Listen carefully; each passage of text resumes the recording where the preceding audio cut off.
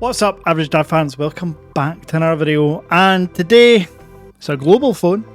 It's the release of the Google Pixel 9 Pro XL and the 9 Pro and the 9, but I bought the XL version.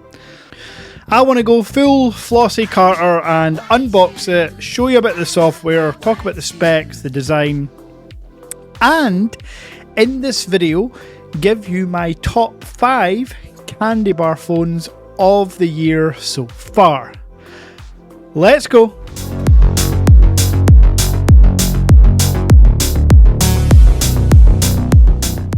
Now, you know me, I always like a sale, but no, this is not through my own phone store. This is getting rid of my review units and a couple of customer returns due to change of mind. Not used, brand new, didn't bother using them, just changed their mind and wanted to return even before the device got to them. So, I have a review unit that has been used. Vivo X100 Ultra, 256GB of memory, and I want this gone quick, so £750 for anyone that is interested, roughly about 10% off the retail price. I will ship anywhere. Shipping is included, £750. Next up, Vivo X Fold 3 Pro. White, 512GB. The phone has not been used at all. The phone was not even used for review. It's in brand new condition, customer return, change of mind. Actually, I've kind of lied there. I did test it, turned on the screen, make sure that everything was okay in working order, just because that'd be awkward if I sent you a broken device. Perfect condition, mint, pristine, but I have opened it, so 10% off, which I'm just going to round down for your benefit, £1,050, including shipping anywhere in the globe.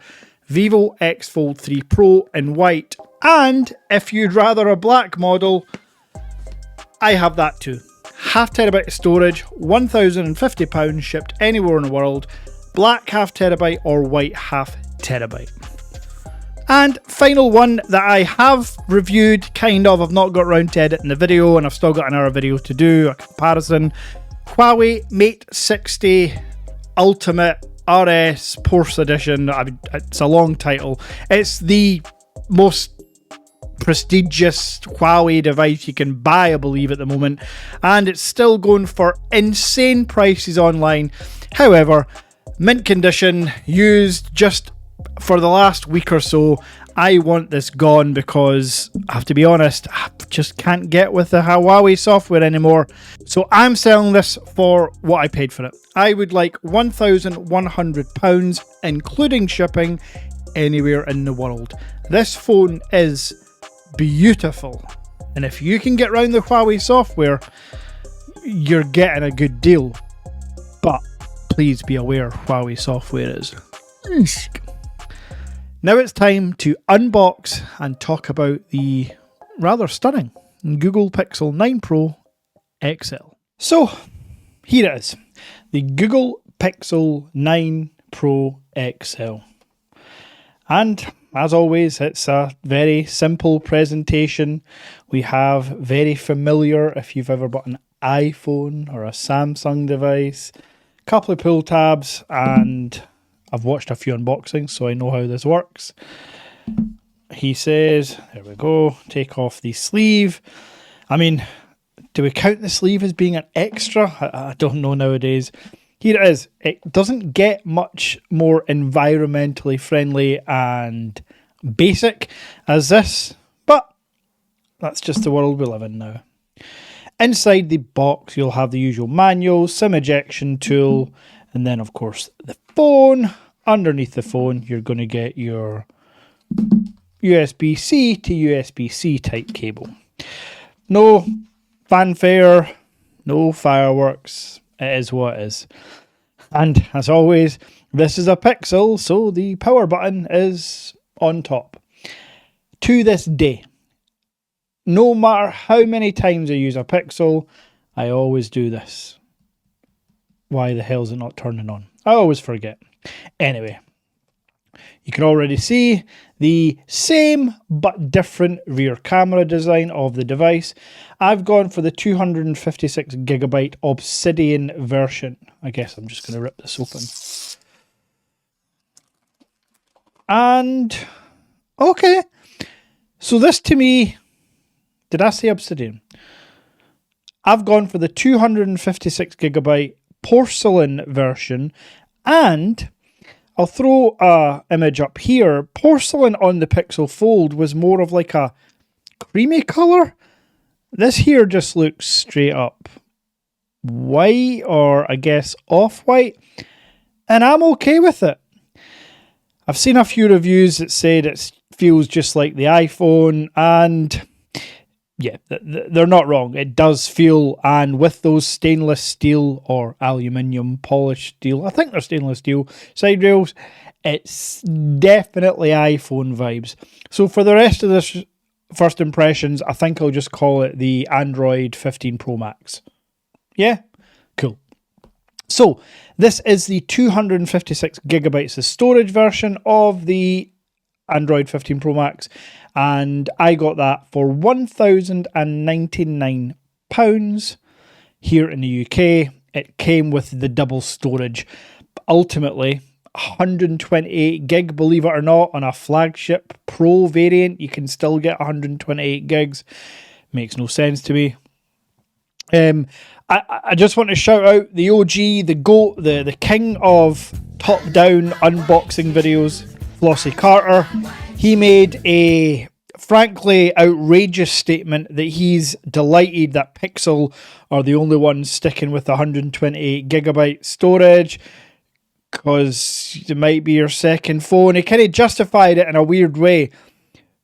But ultimately, what we're all saying is the baseline should be 256 for a flagship Pro variant for £1,100. Well, ideally cheaper, but for £1,100, the baseline should already be 256, not with double the storage to make it 256.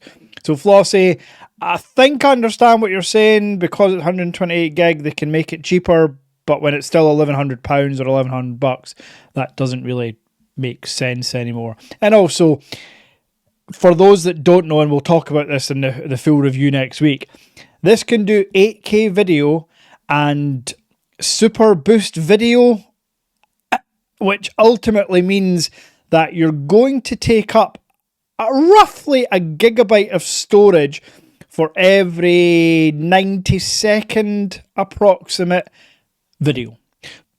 So if you take a 10-minute 8K video when you're out and about filming whatever you want to film, you can kiss 8 gigs of storage goodbye. So when we're only looking at 128 gigs of storage in total, bearing in mind the OS takes up about 10% of that, yeah, it's really not enough.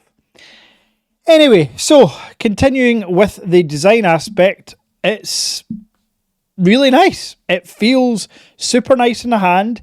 I love the visor because it gives you like somewhere to rest your finger, so I can hold it there and it's not going to slip out, which is just as well because the actual materials are bloody slippy. However, if you've ever owned a Pixel device, you'll know that. The Pixel device is the ultimate.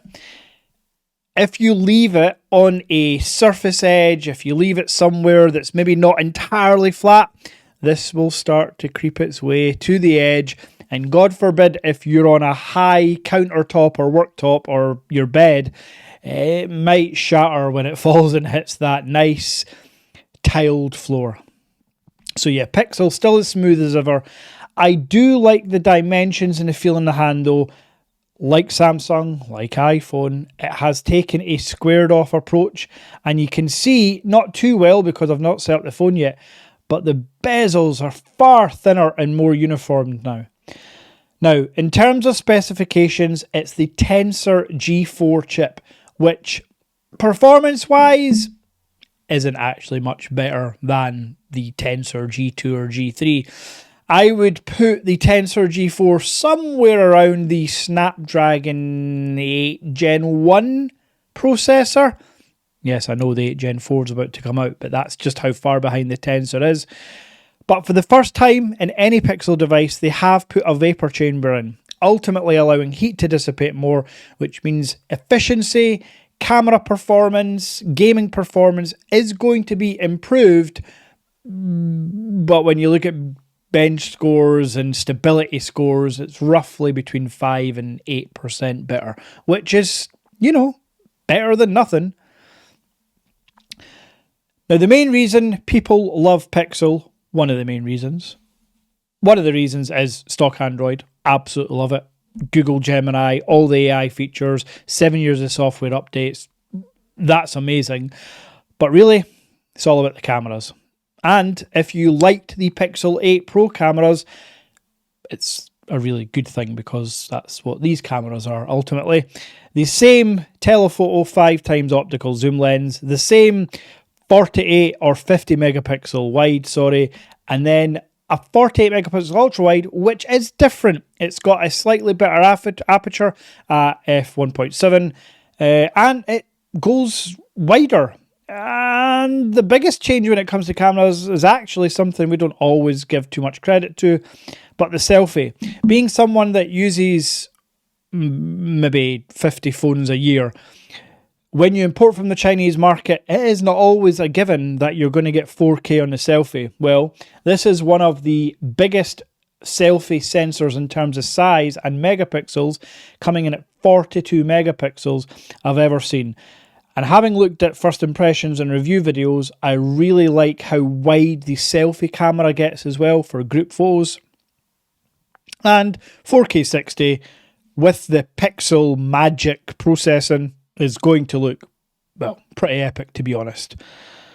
So, I'm going to get this set up, talk you through the OS very briefly, and then, if you stay tuned, I am going to let you know where I think this will fit into my top 5 candy bar phones of 2024. Now, while the Pixel is transferring all the data from my OnePlus Open Apex Edition, beautiful phone, I just wanted to highlight a couple of phones that I still have here in the office. First one is this, the Huawei Mate 60 RS Ultimate Porsche design. It is incredible looking, feeling, the cameras are insane, but it's a Huawei, so it gets put to the side. The number one phone in terms of candy bar style in 2024 is this. The X100 Ultra has been the best camera I have ever used on any phone ever. This triple camera setup, if this Pixel can get 80% of the way there, I mean, look at the difference. And another thing Flossie said, he doesn't like the stove, circular, big, massive camera bumps. I disagree, Floss. Sorry, I love you, but I love this. Symmetrical, centralized camera bump with 1-inch sensor and the biggest telephoto zoom lens. I could gush over the Vivo X100 Ultra all day. And I could also gush over, this is probably out of charge now, it's been in a box for quite a while. I could also gush over the OS. I really like Origin OS. So this is my number one candy bar style phone of 2024. My number 2 candy bar style phone of this year is this. The Samsung Galaxy S24 with its built-in S Pen, its squared off sides, its quad camera setup. As an all-round phone, this is number 1. But I personally put a lot of weight in cameras, which is why I made the Vivo number 1. And if this wasn't a Huawei, it would be in the top 3 probably as well. But at number 3 is, well, this. This phone here that I record all my YouTube videos on and B-roll is the iPhone 15 Pro Max. For me, again, just an all-round beast. From software to cameras to efficiency to battery life to reliability. It just ticks all the boxes on the iOS side that the S24 does on the Android side. Now, number 4 is a phone I don't actually have anymore, but for me, the 4th best candy bar phone, which I believe Flossie put as number 2, is the Oppo X7 Ultra. Here's some B-roll. I love everything about this device.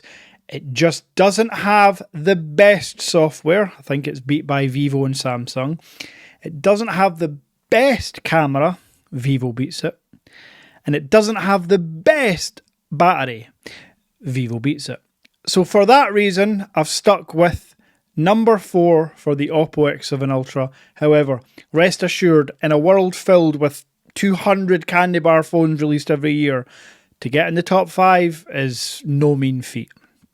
And then at number 5, this might shock you, it's going to be the Pixel. Whether it be the 8 Pro of last year, the 9 Pro, it is just fine. Like, really good. It's the phone you could pick up and travel with it anywhere. It's the phone you can pick up and take photos in any scenario, any situation. It's the phone that just works with everything. Android Auto, Google Authenticator. And it's got all that AI. And it's got all that software support. I mean, it's got everything going for it. I just put others ahead of it. I guess the Samsung goes ahead of it because it's got slightly better zoom, built-in S Pen, and One UI software, although stock Google is great. The Vivo goes ahead of it because of, well, you know why. The iPhone goes ahead of it because this is my daily use in terms of videos. Now, don't get me wrong, the iPhone does not have a traditional SIM card in it. I don't use it as a traditional phone. I don't have WhatsApp or anything like that on it. I only use it as a camera. But for what I need it for, there's nothing more reliable with AirDrop and the ecosystem that I've got built in around my MacBook Pro. Yeah, the iPhone just works. And I like the feeling in the hand and design. And then the Oppo, which I don't have here, design-wise, number 1. I love that leather stitching, particularly in the black and the grey configuration. So they just creep ahead of this Pixel. And now, of course, this is a Pixel 9 Pro. There's a chance that this might leapfrog the Oppo if the cameras are slightly improved through software. The fact that this XL is now 6.8 inches as well, bringing it in line with, again, this is dead, it's been in a display cabinet, but bringing it in line with the S24 Ultra, I love that. And so far, you've only seen me just unbox it. I like the design. So, that's my top 5. You can leave a comment below as to what your top 5 candy bar phone is. Now I just want to slightly and quickly breeze through some of the new OS features on the Google Pixel 9 Pro XL. So, here it is. The phone is set up, and I'm not going to get too balls deep other than to say first impressions are it's a Pixel device, folks. It's stock Android. The one thing I will say is much sharper, snappier. The brighter screen, straight away you notice it. 3000 nits. You're going to notice that. I mean, in direct sunlight, it's bright. Obviously, I've got a colourful wallpaper. One thing, again, you're going to notice straight away, and I'm so glad they've done this, they've upgraded it, the fingerprint sensor. Watch, as soon as I touch it, open. It's ultrasonic now, and it works every time. So tap the screen, boom. I mean, maybe you'll get a better idea here. I am literally just, that's it. That's what we want to see. That's what true flagship phones like the S24 Ultra give you. They give you fast biometrics. And while we're doing it, let's look at the face unlock. So I've not got this set up to open straight away, but if you watch, you'll see the little unlock. Boom. Unlock. Yeah.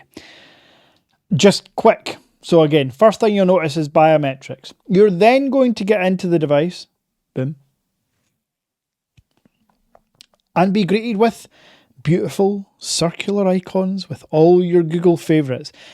I live my life through Google, whether it be YouTube, YouTube Studio for the channel, Gmail for the business. I couldn't function without Google. I love stock Google. And coming from phones such as the Vivo X100 Ultra, while the hardware is absolutely top notch and the software is getting closer and closer, having a stock Android device with Android Auto and smartwatch compatibility and the Gemini Assistant, so long press there. Oh, of course, this needs an update, but it's baked in Gemini. And you're going to be the first to get those updates through Gemini.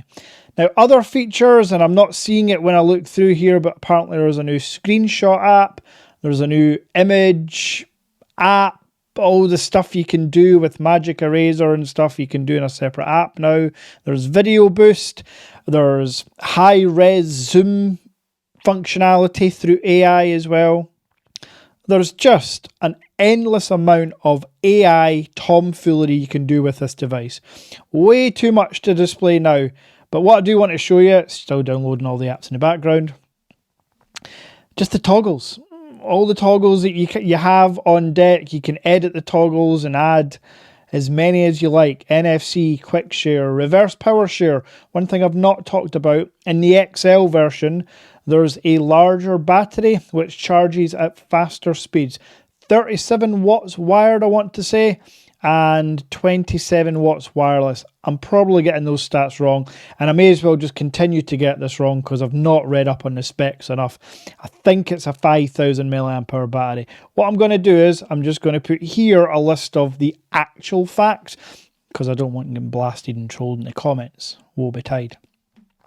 So yes, there's OTG on this device as well.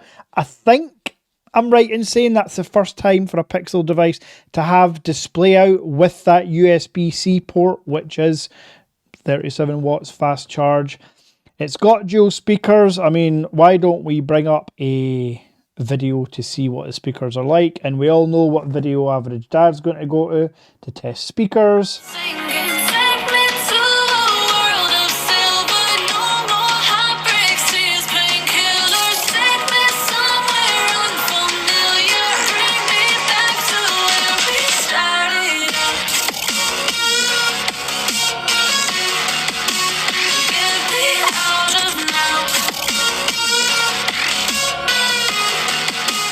So yeah, speakers sound pretty damn good. And in terms of viewing content, let's just pull up something random here. That's all the same song. Oh, Tech Disruptors podcast again. If I remember, I'll link it in the description. We actually talk about the Google Pixel. And actually, funnily enough, one thing I've not mentioned is I am not hashtagged Team Pixel. And for those that don't know what that means, I have not been paid. I am not part of any program that means I have to talk about the Pixel in a positive light. And there's been a lot of... Actually, yeah, I want to talk about this. There's been a lot of debate, and me and the guys on the podcast discussed this. Is it wrong of Google to have a select group of people that promote this device and can only talk about it positively? No, absolutely not. Because it's on that individual to sign up, to sign the agreement to talk about it positively. Now, the incentive is you will get sent a device in advance. You will get discounts. You will get giveaways. But you are still the one signing up to say. So, for example, if I was part of hashtag Team Pixel, I would not be able to say that the battery speeds on this are absolutely horrific. I was going to compare it to this phone, but that doesn't really make a difference because this is pretty bad as well. But when it comes to this 100 watt Huawei Mate 60 Pro Plus Ultimate Porsche, I mean, it's got all the words in this phone, but it charges at 100 watts, whereas this device charges at 37 watts. If I was part of Team Pixel, I couldn't say that. I'm not allowed to compare this in a negative way to any other device. But you signed up to it as an individual. This happens all across the world. It's called marketing. One of the main reasons that I will never agree to do that is because I have to be honest. And I've been honest throughout this video so far. Hardware and software wise, the Pixel is in my top 5 phones of the year. Now, I'll do a long-term review. I just wanted to get out there that I'm not part of Team Pixel. For those that are, that's okay. Google have done nothing wrong. That's my stance on it. So obviously, I've got a lot to do with this phone. My SIM card will be inside. It will be my daily driver for the next week at least. And then the Pixel Fold 9 Pro will come. I'm really looking forward to that one. But first impressions, very positive. Average Dad gives this a nice seal of approval. I just wish, as I mentioned already, for £1,100, give me half a terabyte. Maybe put a case in it, because you're damn sure this phone needs a case if you want to keep it from slipping off any surfaces. Yeah, we're probably never going to get that, but wishful thinking. If you enjoyed this video, you know what to do. I'll be back soon and I'll be comparing it with the X100 Ultra and a few other little goodies. Until next time.